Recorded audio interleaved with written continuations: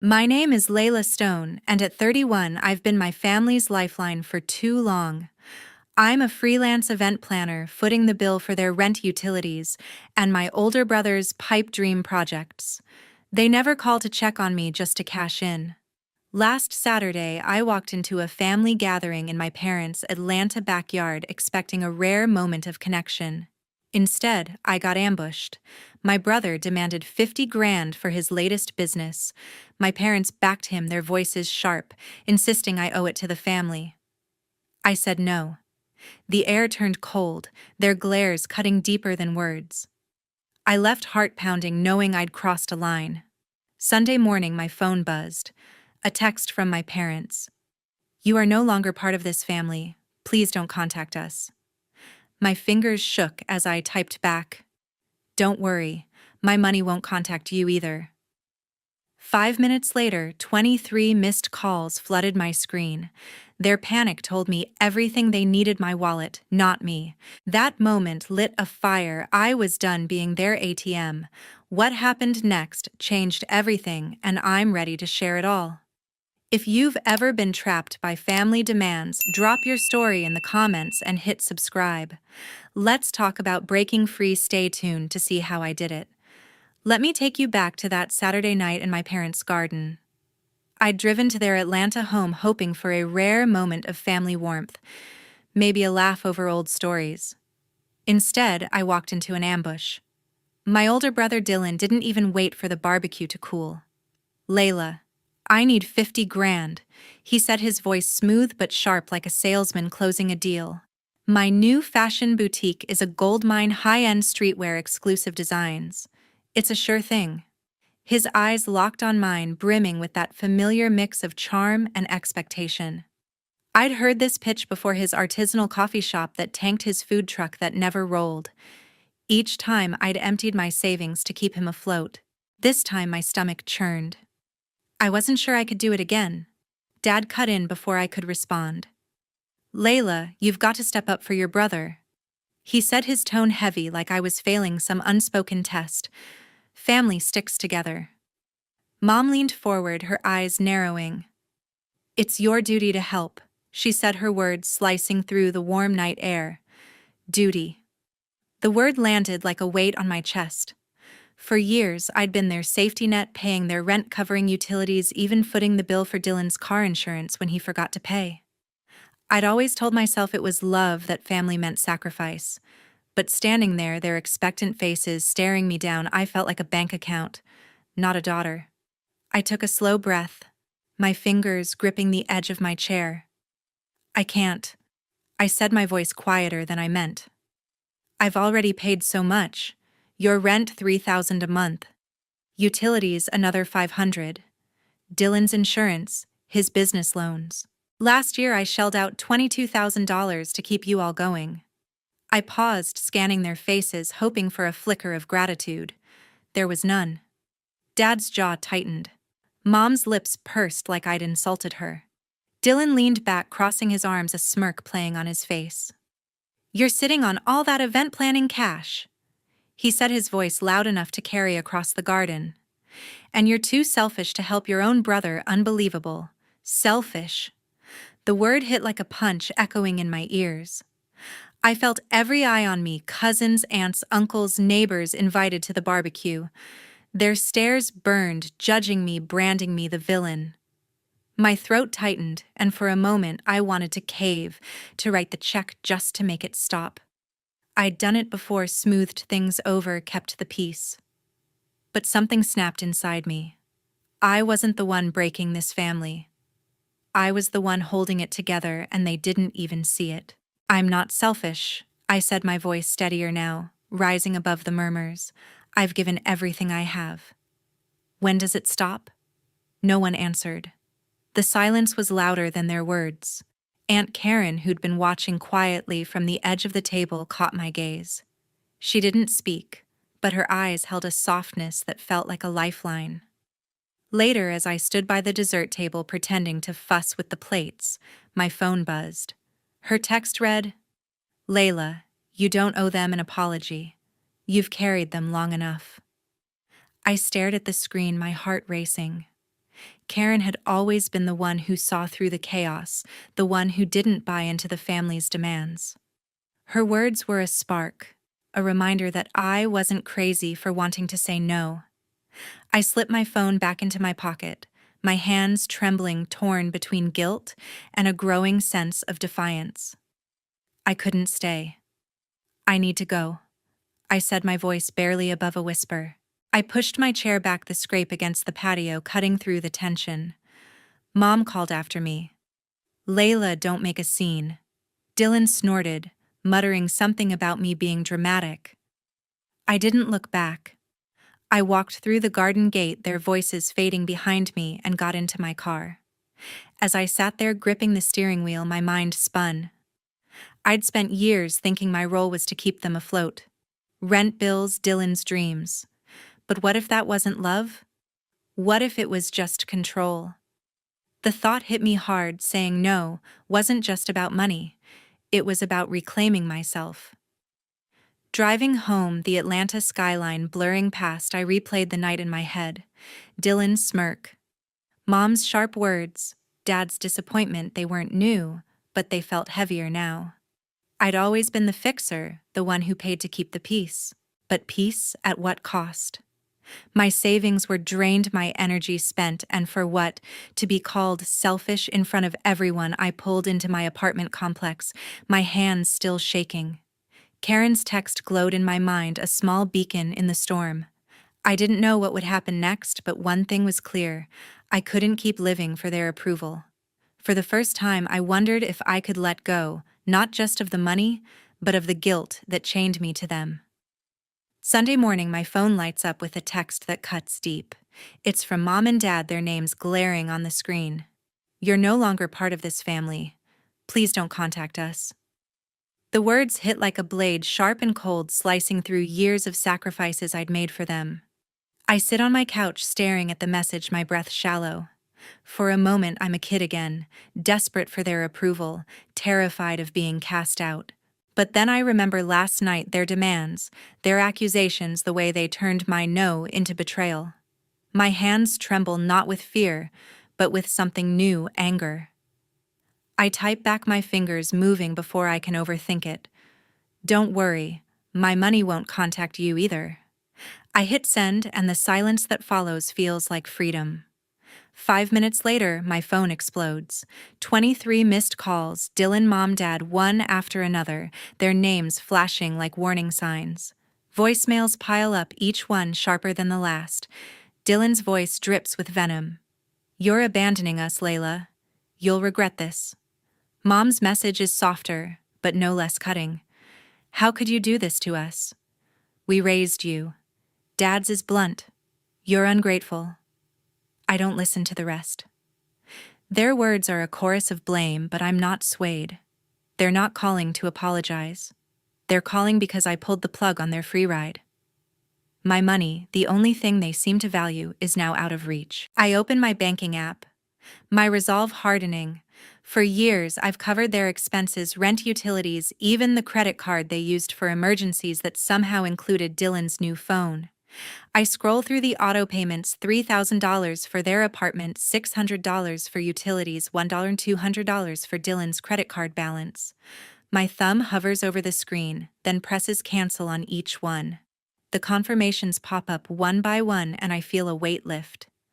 I'm not just cutting payments, I'm cutting the strings they've tied around me.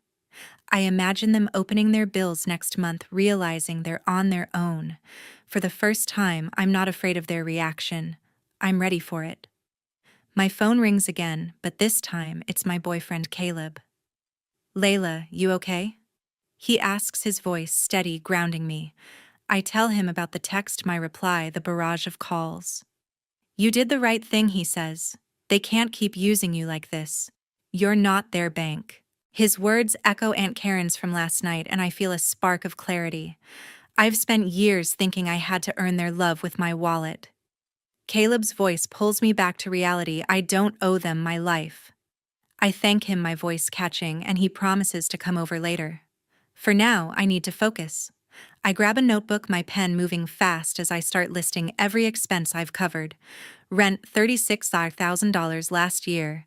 Utilities $7,200. Dylan's car insurance $2,400. His business ventures, the coffee shop, the food truck, now this boutique, another $15,000.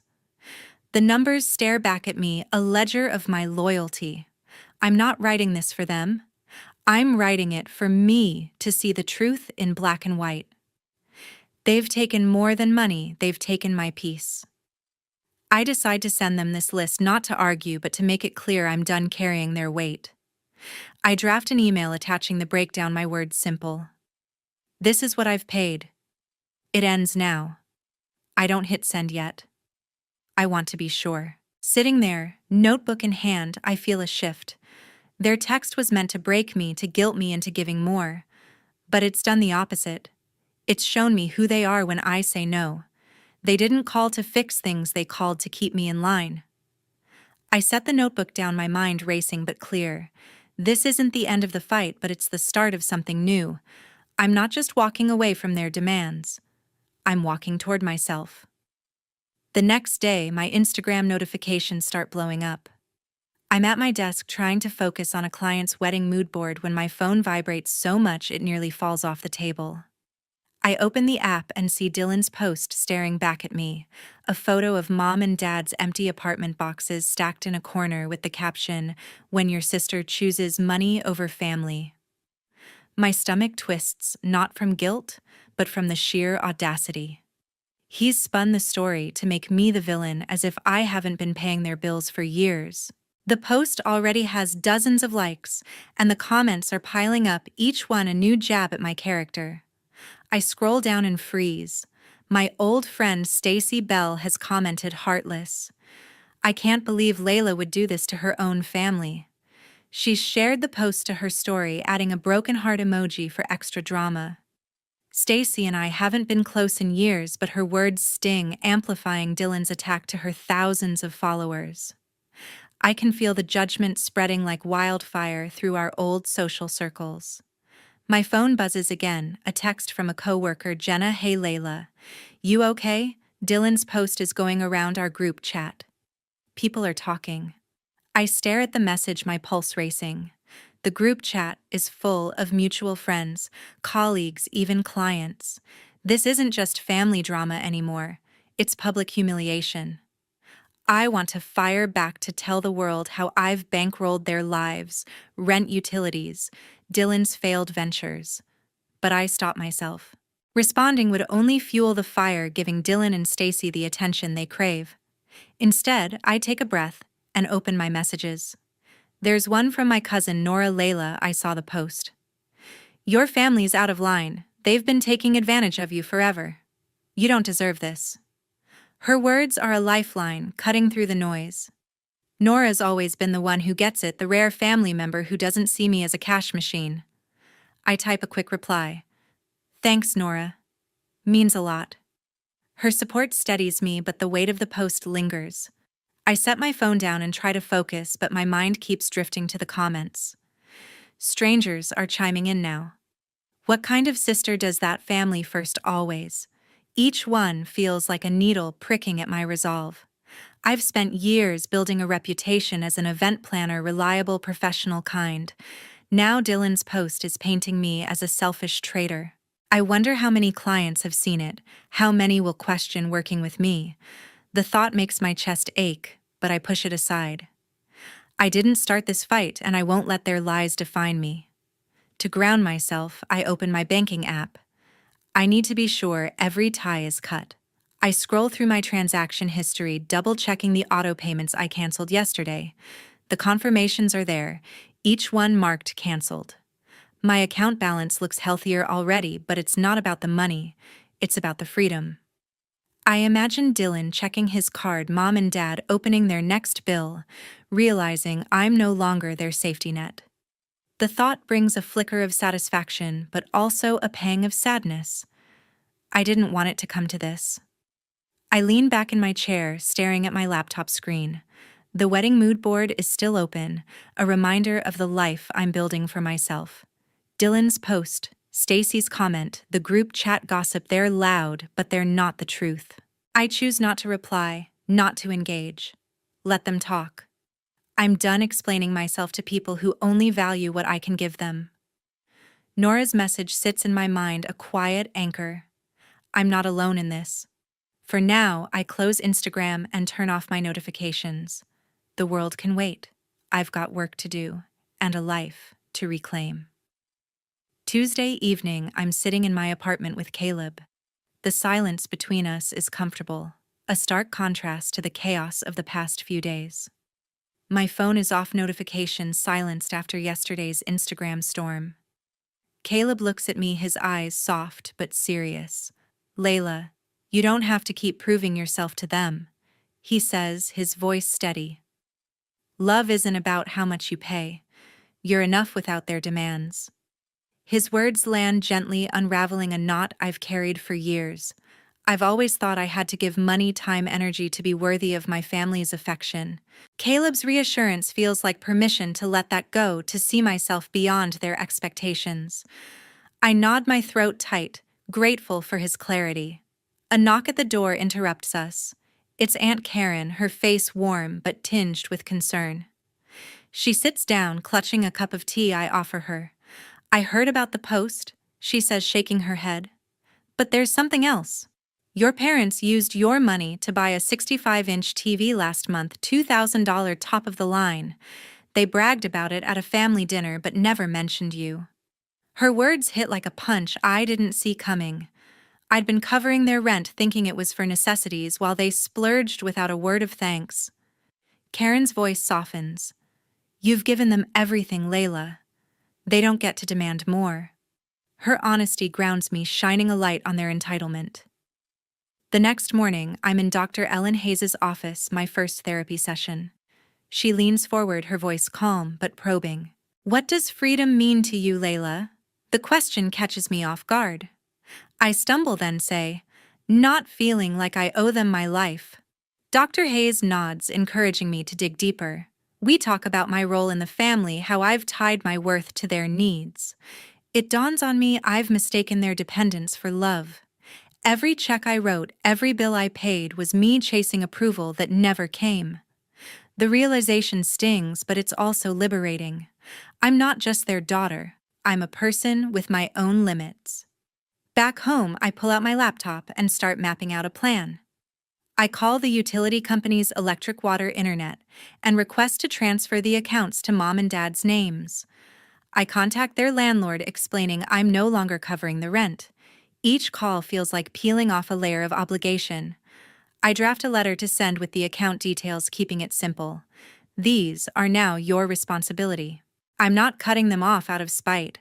I'm giving them what they've demanded: independence. The process is tedious, but each step makes me feel lighter, like I'm reclaiming pieces of myself. That night, I open my journal, something I haven't touched in months. I write about the relief washing over me, the way Caleb's words echoed in my mind, Karen's story about the TV, Dr. Hayes' question. I'm not their ATM anymore. I scribble the words bold on the page. I'm allowed to say no. The act of writing it down feels like a promise to myself. For the first time, I see a future where my worth isn't measured by what I give. I close the journal, my heart steady, ready for whatever comes next. Wednesday morning, I'm setting up a wedding event when Dylan bursts in. The venue is buzzing with vendors arranging tables, but his entrance silences the room. He's not alone. Gavin Reed, a slick-talking guy in a tailored suit, follows him, his eyes scanning my work like a predator sizing up prey. I freeze, my hands clutching a string of fairy lights. Dylan's face is flushed, his voice loud. "Layla, we need to talk. Now." The florist glances over, but I wave her off, trying to keep this professional. My heart races, but I'm not the same person who caved under pressure last week. "I'm done running." Gavin steps forward, his tone smooth but menacing. "Your brother's boutique is a gold mine, Layla. Invest 50 grand or I'll make sure every client in Atlanta knows you abandoned your family." His words are a calculated threat aimed at my reputation as an event planner. I've spent years building trust with clients, and he's trying to weaponize that. My jaw tightens, but I hold his gaze. "You're not getting a dime," I say, my voice steady. Dylan scoffs, pacing the room, and in his agitation he bumps into a floral backdrop. The delicate structure collapses, petals scattering, a $5,000 centerpiece ruined. The vendors gasp, and I feel a surge of anger. This is my work, my space. "Get out," I say, pointing to the door. "Both of you." "I've transferred every account, rent, utilities, everything to Mom and Dad's names. You're on your own." Dylan's eyes widen like he didn't believe I'd follow through. Gavin smirks, unfazed. "You'll regret this," he says, but I don't flinch. I've faced their threats before, on Instagram, in voicemails, at family dinners. This time, I'm not backing down. They linger, as if expecting me to crack, but I stand firm. Finally, they turn and leave Dylan muttering under his breath. I grab my phone and dial 911, my voice calm but firm. "I need to report an incident at my workplace." I tell the dispatcher, explaining the disruption and damage. The vendors watch wide-eyed as I give details: the collapsed backdrop, Gavin's threat, Dylan's recklessness. Inside, I'm furious, but I keep my composure. This isn't just about flowers. It's about protecting what I've built. The dispatcher promises an officer will follow up, and I hang up, my hands shaking with a mix of adrenaline and resolve. I've never called the police before, but I'm not letting them intimidate me in my own space. I step outside for air, the morning sun warm on my face. I text Caleb, "Dylan and some guy just showed up at work. They trashed a backdrop, but I stood my ground." "I'm okay." His reply comes fast. "Proud of you, Layla. You've got this." His words anchor me, a reminder that I'm not alone. I think about the past week: the garden argument, the disowning text, the Instagram post. Each time I've chosen myself, and it's starting to feel right. Dylan and Gavin can push, but they can't break me. I'm building something stronger now, a life on my terms. A week later, I'm sipping tea at a local cafe when Nora texts. Her message pops up: "Dylan's boutique tanked. He's working part-time at a supermarket now." I pause, the steam from my cup curling in the air. I'd expected his business to fail. His track record with coffee shops and food trucks was proof enough. But seeing it confirmed feels different. There's no satisfaction, just a quiet acknowledgement that his choices, not mine, led to this. Dylan always banked on my money to bail him out, but without it, he's facing reality. I reply to Nora, "Guess he'll have to figure it out." My tone is calm, but inside, I'm processing the weight of his downfall. Nora sends another text, this one heavier. "Your parents got an eviction notice. They couldn't pay rent." My chest tightens, not with guilt, but with a strange mix of sadness and clarity. Mom and Dad relied on me for years, never planning for a day when I'd stop. I'd transferred their accounts, given them a chance to take responsibility, but they didn't. Now the landlord's notice is their consequence. I picture them packing boxes, the same ones Dylan photographed for his Instagram post. The irony isn't lost on me. They called me heartless, but their refusal to adapt brought them here. I open Instagram, curious if the drama has escalated. Stacy's posted again, a long rant accusing me of abandoning my family, calling me cold-blooded. But the response is different this time. Only a handful of likes, a few vague comments. The fire she tried to stoke is fizzling out. People are moving on, uninterested in her recycled narrative. I feel a flicker of relief. Her words still sting, but they're losing power. The world isn't buying her story anymore, and neither am I. I close the app, choosing not to engage, just as I did before. My silence is my strength. My phone pings with an email from a recent client, the bride from last week's wedding. "Layla, your work was flawless," she writes. "The event was magical. Our guests are still talking about it." I smile, warmth spreading through me. This is what I've built: a career, a reputation, a life that's mine. The client's praise is a reminder that my value isn't tied to my family's demands. I forward the email to my team, proud of what we've accomplished despite the chaos. Their drama can't touch this part of me. Back at my apartment, I pull out a notepad and write, "I didn't betray them. I stopped enabling their dependence." The words flow easily, a truth I've been circling for weeks. Every payment I made, rent, utilities, Dylan's ventures, was me trying to buy their love. But love doesn't work that way. Stopping wasn't betrayal. It was setting myself free. I stare at the note, feeling its weight. It's not just a statement, it's a declaration of who I'm becoming. I tuck the notepad away, a quiet promise to keep choosing myself. Later that evening, Nora texts again. I left the family group chat. "I'm done with their guilt trips." She adds, "You're doing the right thing, Layla. I'm with you." Her words hit me like a wave of gratitude. Nora's always been the one who saw through the family's expectations, and now she's standing by me. I reply, "Thank you, Nora.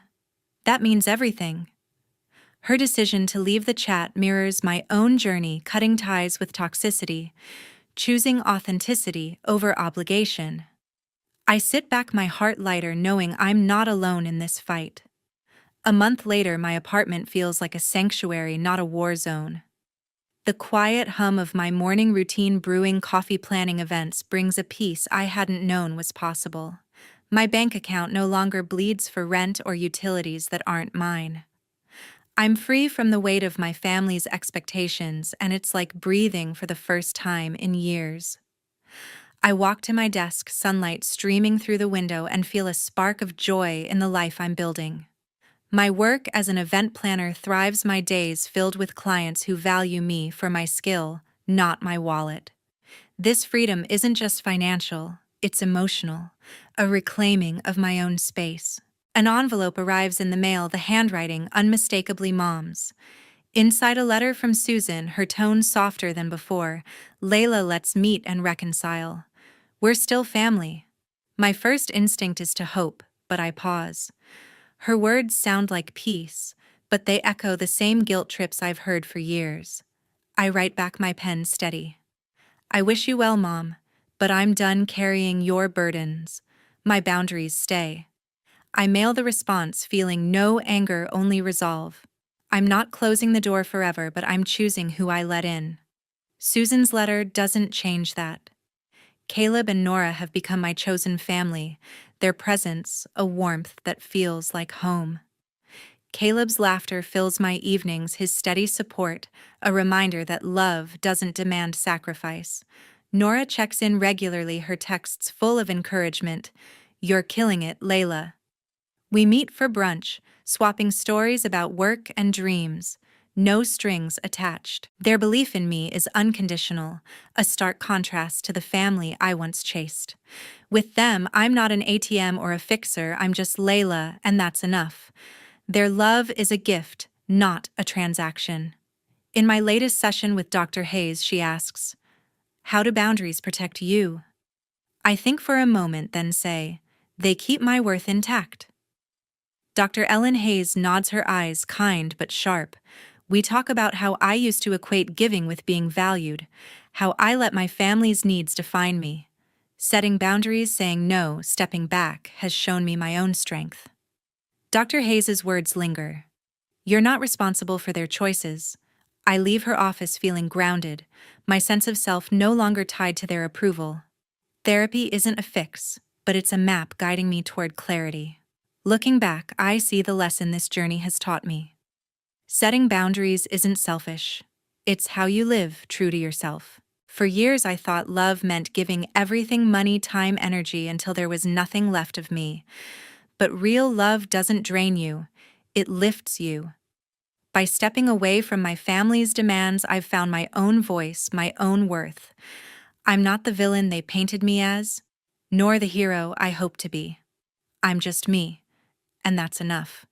This story isn't about cutting people out, it's about choosing who you let in and choosing yourself first.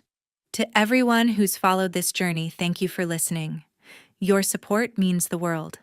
I hope my story resonates, whether you're facing family drama or learning to set your own boundaries. Share your thoughts in the comments below. What's your experience with standing up for yourself? And if this story spoke to you, hit that subscribe button to join me for more. Let's keep this conversation going because we're all learning how to live true to ourselves.